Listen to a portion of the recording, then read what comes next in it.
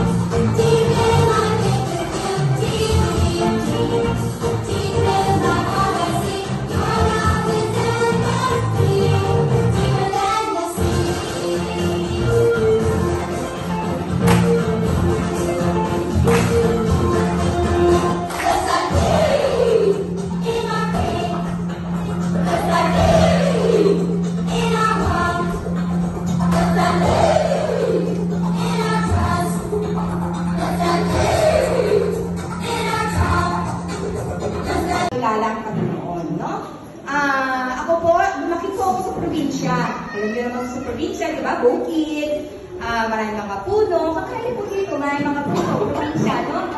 Doon po ako lumaki sa probinsya. Ang aking pong tatay isang magsasaka. Sino po magsasaka dito? Nagtatanim ng mga palay, ng mga gulay, ganyan.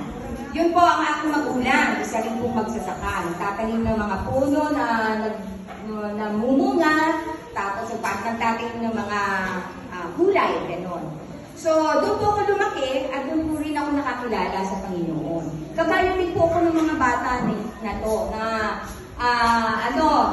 pumupunta dito sa simbahan, di ba? At ganito din po halos ang simbahan namin na doon sa probinsya. At mahirap lang po ang buhay namin.